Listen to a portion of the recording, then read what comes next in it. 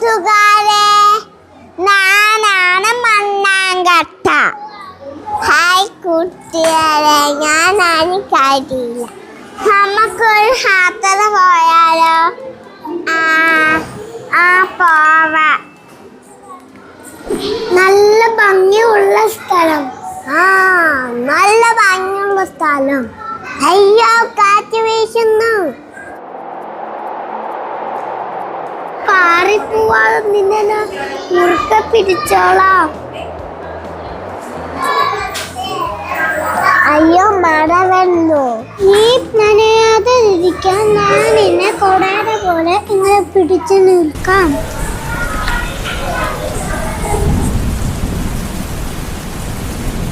അയ്യോ, മഴയും കാറ്റും വരുന്നു. അയ്യോ, അമ്മ എന്ത് ചെയ്യൂ?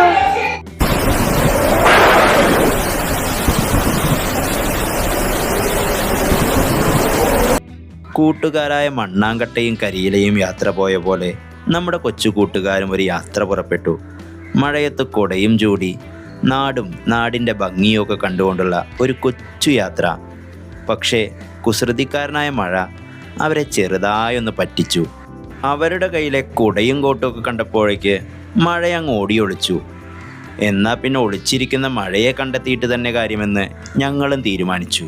ക്ലാസ്സിൽ വെച്ചുണ്ടാക്കിയ പേപ്പർ ബോട്ടും കയ്യിലെടുത്ത് ഞങ്ങൾ മഴയെ തേടിയുള്ള യാത്ര തുടങ്ങുകയാണ്. ഞങ്ങളുടെ നാടും നാട്ടിൻപുറത്തിൻ്റെ ഭംഗിയുമെല്ലാം കാണണമെങ്കിൽ നിങ്ങളും ഞങ്ങളോടൊപ്പം കൂടിക്കോളൂ.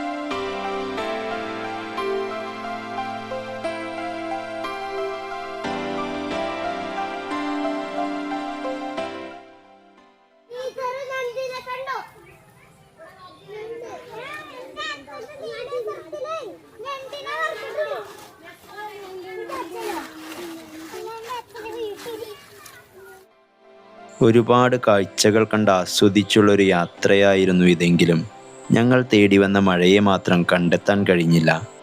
വൈകാതെ ഞങ്ങൾക്കൊരു കാര്യം മനസ്സിലായി. ഇതൊരു ഒളിച്ചുകളിയല്ല, വരാൻ പോകുന്ന വലിയൊരു കളിയുടെ മുന്നറിയിപ്പാണ്.